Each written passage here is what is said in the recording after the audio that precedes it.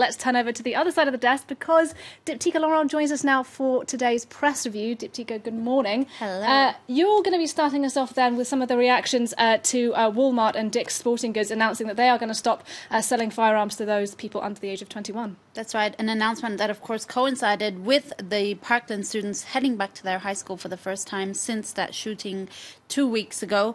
It's making a lot of opinion pieces in the U.S. press. Let's start with USA Today, which hails this, what they call a victory for the students. They hail the decision of corporations stepping up to their responsibility. I quote, even in the face of thuggish threats by the NRA, if politicians don't have the backbone to do the right thing, I quote, corporate America just might. On the flip side, though, from the National Review, which is a conservative paper, well, this writer here expresses his cynicism, really, or skepticism about whether this wave of corporate boycotts will really have an impact on the NRA. For him, at least, it will not have the slightest negative impact on the NRA. In fact, he says the corporate backlash is likely to strengthen the pro-gun lobby, the supporters of the pro-gun lobby, at least by further emphasizing this dichotomy between us and them.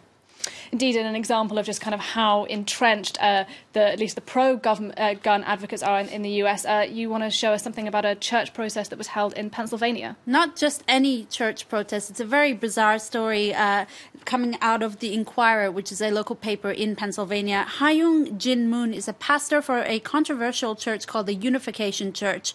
It was a church founded by his late father and often seen as a cult. Well, on Wednesday, the local paper, the Inquirer, reports that hundreds of followers were asked to bring in their, quote, rods of iron, i.e. their AR-15s, a very specific type of semi-automatic weapon that is actually used in school shootings, into the church for a special marriage renewal service.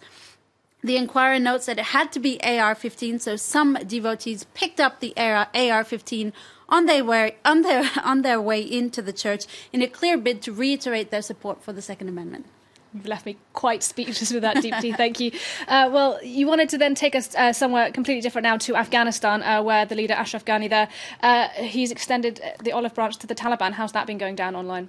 Well, there is a lot of support for this decision from The Guardian. Ashraf Ghani has offered to see the Taliban as a nascent political party, even promising to give some of them passports and possibly make them a political party with their own offices. It was a pretty radical proposal, one that The Guardian says should be taken up.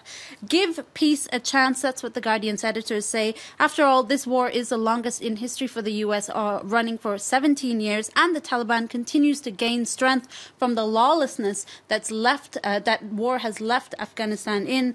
Over at the Christian Science Monitor, though, its editors compare this decision to that of the beginning of Colombia's peace process that ended the country's 50-year war in 2016, calling Ghani's decision, quote, a light in a long, dark war. And presumably these intra-Afghani developments would have some effect on the role that the West has played in the conflict there. Well, you know, the U.S. did send 100,000 troops over the course of the war to fight the Taliban in Afghanistan. Well, Florian Wiegrand at the German paper Deutsche Welle writes that such a truce between the Afghan government and the Taliban would actually put the West in a bind, because if the Taliban were to play a role in the post-war order, the West would have to abandon the goals that it had set for Afghanistan in terms of its political and socio-economic development.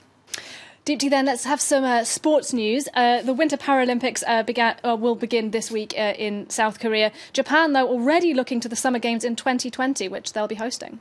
That's right. The Paralympic Games are starting later this month, but Tokyo is looking towards the 2020 Summer Games. The organizers yesterday unveiled their official mascots for the Summer Games. That's not it.